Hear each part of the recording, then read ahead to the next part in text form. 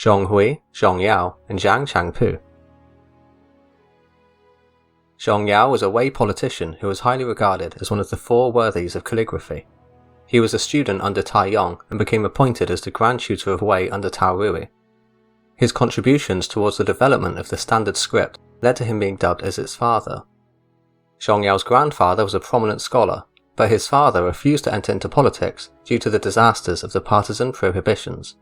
These two incidents refer to the powerful eunuch faction who received support from the university students of Luoyang, and their conflict against the Confucian Han officials of the time during the years 166 and 169.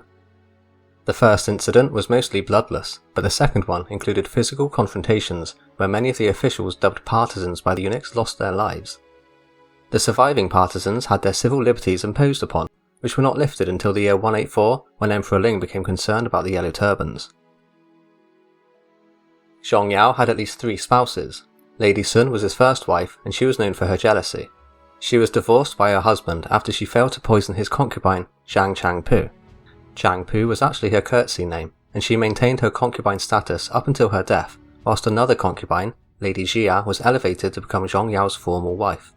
Pei Songzhi remarked this decision to elevate one of his concubines, even though Yao was very old, was in accordance with Confucius' teachings in the Book of Rites. Zhong Yao's younger son, who was born to Zhang Changpu, was called Zhong Hui. He also served in the government, but he's best known for his role in the Conquest of Shu and his rebellion against Wei in 263. According to Zhang Changpu's written biography by Zhong Hui, she was a strict mother who played a significant role in his early education. She was known for her conduct and wisdom. Her ancestors were officials under the Han government who had an income of just over 1 ton of grain. She lost her parents at a young age and then became married to Zhong Yao. Within the Zhong household, she earned praise for her self-awareness of her own behaviour and excellent moral conduct. When she was pregnant with Zhong Hui, Lady Sun tried to harm her and her unborn child by poisoning her food. Changpu was alerted by the off taste and forced herself to vomit, which saved her life, although she still fell unconscious for a few days. When she awoke, a servant suggested to tell Zhong Yao, but she replied, "Conflict between family members will cause the family to break up. There have been many of such cases in the past. Even if my husband believes me, who else can bear witness to the incident? Lady Sun expects me to tell my husband about it, so she'll definitely try to preempt me by letting him know before I do. In doing so, she'll end up breaking the news to my husband first. Wouldn't this turn the situation to my advantage?" She then claimed to be ill and remained indoors. As predicted, Lady Sun told Zhang Yao herself when she insisted she put a drug in the food that increases the chance of the baby being male. Zhong Yao saw through the lie, as it didn't make any sense to secretly plant it in food, so he questioned the servants instead, and soon learned the truth. He later questioned Changpu on why she remained silent, but her reply was the same as before. Zhong Yao was surprised and impressed with her virtuous behaviour, which earned her his favour. When she gave birth to Zhong Hui in 225, she became even more favoured. A rumour spread that Zhong Yao divorced Lady Sun because he favoured Zhang Changpu. Empress Dowager Bian heard of it, and so summoned Zhong Yao to court to see if it was true. When Taipei asked him about it, Yao became furious and tried to commit suicide by consuming poison but failed. He then consumed spices until his teeth started chattering, so Taipei stopped asking him about it. Zhong Hui's ancestral home was Yingchuan Commandery, but he may not have been born there. Zhang Changpu was a strict mother who made her son read extensively since he was a child. By the time he grew up, he was well versed in the Confucian classics and many other books. When he was 4 years old, his father sent him to see Jiangji, who noted that the boy was extraordinary. When he was 7, he read Analects, and the next year he read the classics of poetry. When he was 10, he read the Book of Documents, and the following year he read the Yi Jing. At age 12, his mother made him read the Spring and Autumn Annals, Zhuo Zhuan and Guo Yu. At 13, he read the Book of Rites and the Rites of Shou, and at 14, he read the Yi Ji, which was written by his father. When he was 15, he was sent to the Imperial Academy to learn from a wider range of sources. Zhang Changpu once said to her son, "When you read too much, you become tired of reading. When you become tired of reading, you become lazy. I was worried that you would become lazy, so I made you read in a progressive manner, so now you're able to learn independently." She herself was well read, and particularly interested in the Yi Jing and the Dao De Jing. She often quoted Confucius' teachings to educate her son, and made him memorize them so he became familiar with them. At a young age, he was known for being insightful and intelligent. By the time he reached adulthood, he was famous for being hard-working, well-read, and well-versed in different types of arts. Confucian values had a strong influence on Zhong Hui. He led a simple and frugal lifestyle, wore clothes made of plain dark blue cloth. He did his own household chores and refused to accept large amounts of gold or precious gifts. Gold, silver, silk, and anything else he was rewarded was not kept or used by himself. He instead stored it all in his family's shared treasury. Zhong Hui would go on to write a biography about his mother, which tells of how she raised him. It was most likely completed between the years 257 and 264, the respective years of the deaths of the lady and her son. When Changpu died of illness at the age of 59, Tao Mao arranged for Sima Zhao to pay for all of her funeral expenses. Inspired by his studies of the Yi Jing, a 20-volume book titled Dao Lun was discovered in Zhong Hui's house after his death. It's believed to be written by Zhong Hui himself, and it discusses legalist and logician philosophy, even though the title suggests it was about Taoism. His fame placed him on par with the philosopher Wang Bi, who was about the same age as him. In 247, when Zhong Hui was appointed as the Gentleman of Writing, his mother held his hand and cautioned him against self-indulgence. Tao Shuang was currently dominating the scene with his lavish alcohol-filled banquets, which Hui's elder half-brother Zhong Yao had just returned from. After they discussed what goes on at these events, Zhang Changpu remarked that Tao Shuang's extravagant lifestyle would eventually bring about his own downfall. 2 years later, Zhong Hui accompanied Tao Fang to visit the burial site of past emperors, the Gaoping tombs. Tao Shuang's co-regent Sima Yi used this opportunity to seize power from his peer. While others started panicking upon hearing of the coup, Zhang Changpu remained calm, despite her own son's life being in danger. Liu Feng, Wei Guan, and Jia Haohe were puzzled about her reaction. She explained, "Tao Shuang has been leading an extravagant life, and I have long suspected that he won't have peace. Sima Yi will overcome this with his righteous actions that don't endanger the empire. My son is with the emperor, so what is there to worry about? I also heard this coup does not involve heavily armoured troops, so I guess it won't last long." Her prediction was correct, as Sima seized the power from Tao Shuang and later eliminated him, whilst no harm came to Zhong Hui. An account exists which describes how Zhong Hui came to the attention of the Wei region. Zhong Hui once instructed Yu Song to draft a message to Sima Shi, but he was not satisfied, so it needed to be rewritten. Zhong Hui could see that Yu Song was unable to think of a better way to write it, and could see that he started to feel gloomy. Hui offered his help, and changed 5 words which pleased both Yu Song and Sima Shi. After reading it, Shi didn't believe Yu Song was the one that edited it, which is where Zhong Hui became recognized as a man capable of shouldering greater responsibilities. Pei Songzhi has his doubts about this account for a few reasons. Firstly, Zhong Hui came from an elite family background. He was already famous when he was young, and started serving the Wei government as soon as he reached adulthood at the age of 20. Pei also thought it was not possible for somebody to recognize another's greater potential merely by reading a piece of writing which only had a few words edited by them. He accompanied Sima Shi in suppressing the second rebellion of Shu Chun, where he accompanied him as an assistant officer. Sima Zhao took lead of a separate force in support, and then took command over his brother's troops when Sima Shi passed away. At that time, Tao Mao ordered Fu Jia to lead the armies back and for Sima Zhao to remain in Xuchang. Zhong Hui conspired with Fu Jia to urge Sima Zhao to disregard the emperor's order. They led the troops to a garrison south of the Luo River near Luoyang, while Sima Zhao became the new regent. Zhong Hui was then appointed as Gentleman of the Yellow Gate and awarded with a marquis title over a village. After more than 10 years of service within the imperial courts, Zhong Hui became a skilled practitioner of power politics and strategy. His mother offered her advice, citing a past conqueror who designed a strategy to conquer a state, which resulted in the people's happiness. The mother of the conqueror felt the use of cunning and deceitful means is nothing to be proud of, and that such means won't last in the long term. Zhang Changpu praised the mother as highly perceptive and with keen foresight. She admired her, and told Zhong Hui that if his heart's morally right, then she won't blame him for what he does. People often say there's a need to change the moral culture of our time to emulate that of the past, but no one is able to actually live up to such standards. You may use cunning and deceitful means, but you should also honour your word. The key is knowing when to do what and in what order to maintain a good balance between these two conflicting goals.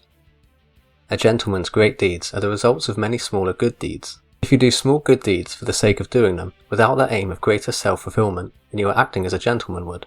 If you can follow in the footsteps of great men, I can't be more happy. In 257, when Sima Zhao summoned Zhuge Dan to the Wei court, Zhong Hui was in his filial mourning due to his mother's recent death. He immediately stopped mourning and went to warn Sima Zhao that Zhuge Dan would refuse the summon. As the order had already been sent, Sima Zhao did not take any action, and so the third rebellion of Shu Chun broke out. The Chuan clan were sent by Sun Chen to assist Zhuge Dan, but Chuan Yi had disagreements with his relatives at the capital and led his family members to defect away. Zhong Hui suggested to Sima Zhao to make the Chuans write more letters to their relatives at the capital, as their lives are now in danger and could also be persuaded. As a result, Chuan Yi became fearful and so brought along his troops and also surrendered. Without Wu's support, Zhuge Dan was defeated.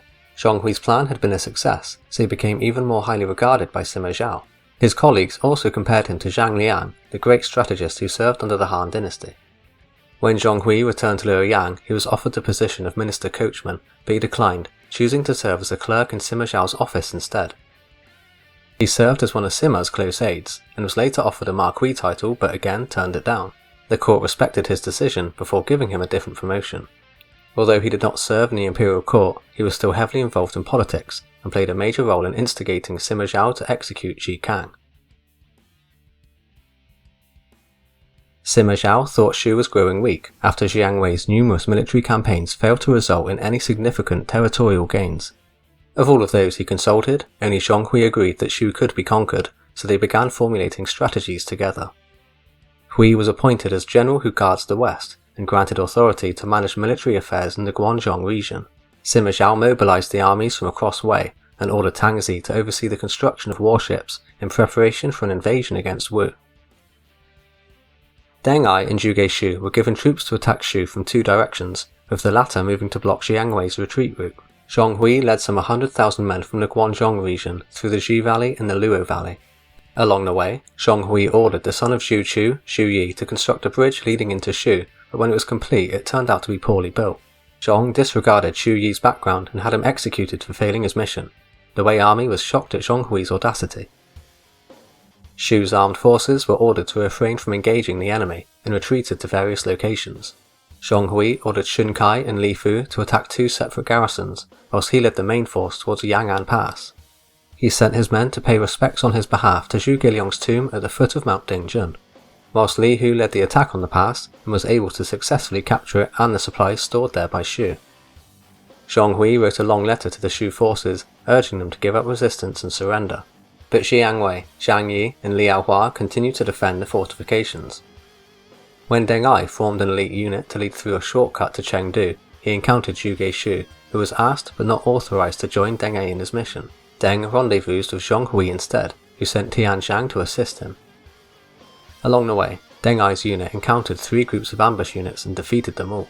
Tian Zhang was granted permission by Deng Ai to lead the vanguard and clear a path. Meanwhile, Zhong Hui wanted to seize control of Zhuge Xu's troops when they both arrived near Jiangge. He reported that Zhuge Xu showed cowardice in battle, and so he was stripped of his command and sent back to Luoyang. Zhong Hui then assumed command and attacked Jiangge, but the Shu forces put up a strong defense, and he couldn't conquer the mountain pass, so retreated. Jiang Wei eventually marched towards Ba when he learned that Deng Ai's unit had killed Zhuge Zhan in action, so Zhong Hui ordered Hu Li, Tian Zhu, and Pang Hui to pursue him. Liu Shan surrendered to Deng Ai without putting up a fight when they arrived outside Chengdu, before ordering Jiang Wei to lay down his arms and surrender himself over to Zhong Hui. Jiang Wei got along very well with Zhong Hui, who urged the Wei government to pacify and restore peace to Shu through benevolent governance. Zhong gave strict orders to the troops to not plunder or pillage the lands, and he treated the former Shu officials respectfully. For his contributions in the conquest of Shu, Zhong Hui was appointed to one of the top-ranking positions, the Minister over the Masses. He and his two adopted sons all had their marquestates increased. Zhong Hui had long entertained the idea of rebelling against Wei. He plotted a ruse against Deng Ai when he saw he behaved in an autocratic manner. He secretly reported that Deng was planning a rebellion and then intercepted one of his letters. Zhong Hui was good at imitating other people's handwriting, so he changed it to make it sound more demanding. He then intercepted another letter from Sima Zhao and had it destroyed. The Wei government appeared to have fallen for the trick, but Sima Zhao was also worried that Deng Ai would not submit. Wei Guan led the troops to Deng's camp in Chengdu, and Zhong Hui followed behind him. A letter from Sima Zhao was then used to make the soldiers lay down their weapons, and Deng Ai was arrested. Zhong Hui immediately assumed command of all the Wei forces in Shu's old lands, as he was still wary of Deng Ai. He became overwhelmed by the great power he wielded within his hands, so he decided to finally rebel against Wei. He had a 3-point strategy for capturing Luoyang. Jiang Wei would lead the vanguard to capture Chang'an through the Ji Valley, while Zhong Hui leads the rest of the army to provide support. After Chang'an was captured, the troops would divide into infantry and cavalry. The infantry would sail along the Wei and Yellow rivers, whilst the cavalry would ride towards Luoyang on land. He estimated the journey would take about 5 days. Once they rendezvoused, the army would simply regroup, attack, and capture Luoyang. Zhong Hui soon received a letter from Sima Zhao, however, informing him that Jia Chong had led 10,000 troops and was stationed at Xia Valley. After learning that Sima Zhao was also leading 100,000 troops to Chang'an and that they would soon be meeting one another, Zhong Hui became shocked and told his close aides that their excellency must suspect him and that they should take action quickly. If we succeed, the empire is ours. If we fail, we can retreat to Shuhan like Liu Bei before us. It's widely known that my plans have never failed once since the Sichuan rebellions. How can I be contested with such fame? Zhong Hui arrived in Chengdu on the 29th of February in 264. He summoned all the high officials and showed them a fake letter claiming it was from the late Dowager Guo. The decree ordered for all of those loyal to Wei to rise up against Sima Zhao, and because Zhong Hui wanted to gauge their opinions, he asked them all to sign a list if they agreed to carry out the dying wish. Some agreed, and some did not. He detained their respective officers in their offices and instructed his close aides to take command over the various military units. He then had the city gates closed and tightly guarded. Xiu Jian was favoured by Zhong Hui, so he wanted to have him transferred to his unit, but Xiu sympathised with his old superior Hu Li, who was detained alone inside his room. Xiu Jian suggested that the detained officers should be assigned a servant to attend their daily needs, which Zhong Hui agreed to. Hu Li then lied to his new assigned servant, and had a letter written which claimed Zhong Hui was planning on purging all the detained officers by lowering them into a trap and killing them.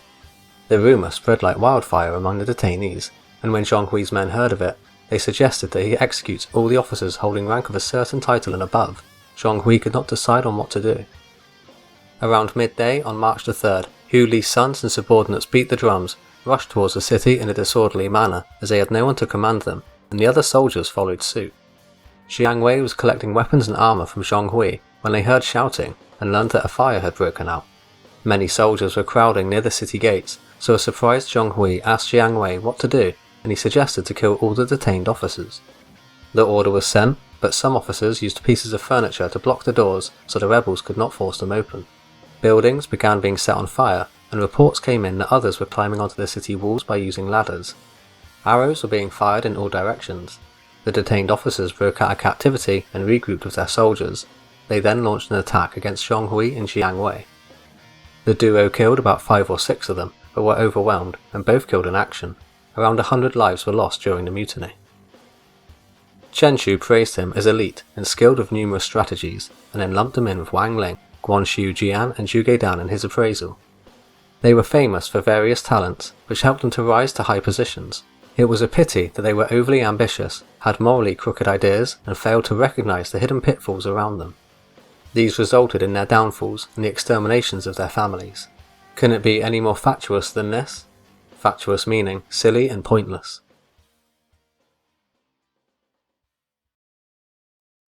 If you enjoyed this video, don't forget to hit that like and subscribe button, and I'll see you next time.